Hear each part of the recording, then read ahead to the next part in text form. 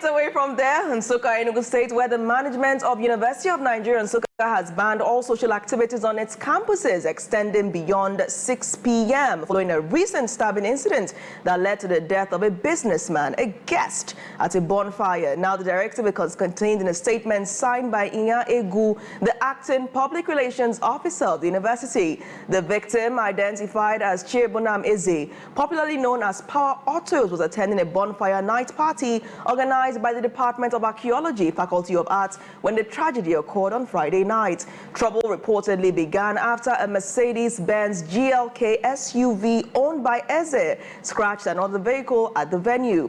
Now, the incident escalated, and as Eze attempted to leave the campus, he was allegedly ambushed by attackers in 3 vehicles. When he stepped out of the car to confront them, he was fatally stabbed in the throat and died instantly. Now, 4 suspects have reportedly been arrested while attempting to escape through the Odenigwe Gate and are currently in police custody at the Enugu State Criminal Investigation Department.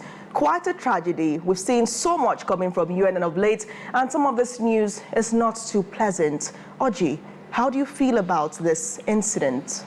It's so sad for someone to go, through that route, right? Slit someone's throat and all that, right? It's very ugly to even think about, right? It's a scratch. I don't know the impact of that scratch, but no matter what that situation is at that point in time, something that is solvable.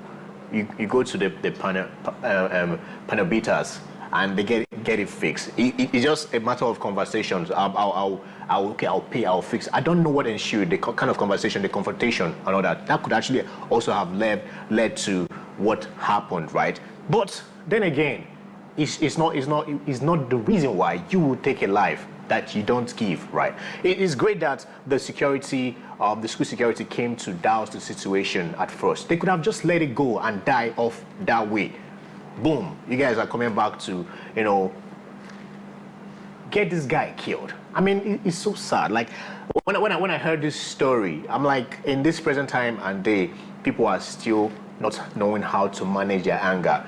Anger management is very important. Okay, just a second, everything just happened, right? A split second, everything just happened. Now, you're seeing yourself in the state CID, you're going to answer for murder, 1st degree, right? It's crazy. My heart goes out to Power Autos, Chiebonam Eze's family.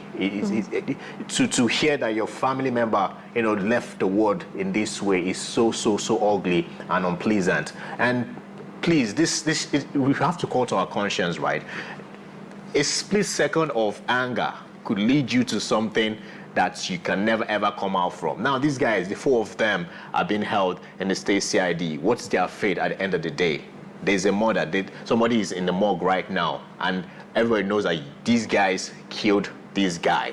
What's going to happen at the end of the day? We should just find a way to control our anger. It's very important. No matter what, even if you're intoxicated, think about, have that split second thought. What is going to happen if I go ahead and take this knife or take this weapon and on this individual? What's going to happen? Just that thought could actually trigger a reverse of whatever action you want to carry out. It's important for us to also note at this point that the university has disclosed that neither the guest Power Autos, of course, or the assailants were students of UN, and neither of the parties were students of the University of Nigeria Nsukka. They had come for the bonfire. So those people who basically killed Power Autos, of course, Power Autos, all visitors. Yeah, they were all visitors. They were not students of the university, but at the same time, it's quite traumatic for that to be happening within such a thriving student community. Yes, and now the students have to pay the price for that, and no more social activities after 6 p.m. And of course, that translates to no more late nights at the University of Nigeria Nsukka. Now the lions and lionesses have to be tamed after dark, if we can say that. The morning show returns in split seconds, and when we do return, we're joined by Prince Kano, the Commissioner for Information, Afia State, as it brings us up to speed on the ongoing rehabilitation of the Eyimba Hotel. Stay tuned.